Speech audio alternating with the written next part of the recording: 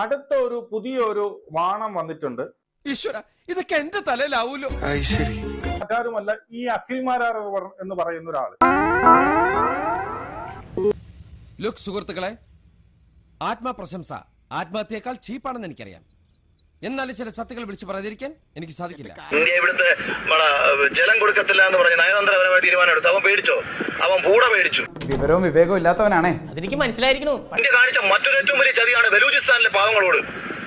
India ഈ ആക്രമണം നടത്തി ഇന്ത്യ രഹസ്യമായി ആയുധങ്ങൾ കൊടുത്തുകൊണ്ട് ഈ ബലൂജികളെ കൊണ്ട് പാകിസ്ഥാനെ അടുപ്പിച്ചുകൊണ്ടിരുന്നു.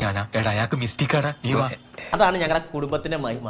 എല്ലാ പൈപ്പറും നല്ല പൊളിയാ. ഈ പറയുന്ന അഖിൽ മാരാർ പറഞ്ഞു, എന്റെ പൊന്ന അഖിലേ, നിനക്ക് ഒരു ലേശം വിവരമുണ്ടോ? നീ എന്നെ അങ്ങനെ ചെറുതാക്കാൻ നോക്കണ്ട.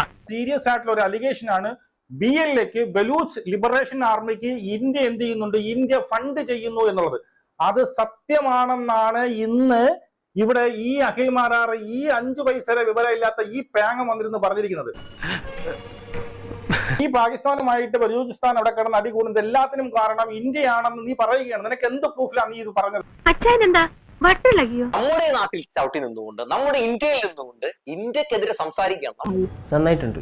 സൈനികര് നടത്തിയ ആ ഒരു പോരാട്ടത്തെ, ഓപ്പറേഷൻ സിന്ദൂറിനെയൊക്കെ വളരെ ചെറുതായിട്ട് കാണുന്നു എന്ന് വേണമെങ്കിൽ പറയാമല്ല. അത് തന്നെയാണല്ലോ അയാൾ പറഞ്ഞത്. സത്യമായിട്ടൊരു അബദ്ധം പറ്റിയത് കേസാക്കരുത്. ട്രൗസർ ഇടാണ്ട് പോടാ, ഇങ്ങനെ വീഴ്ച പോടാ.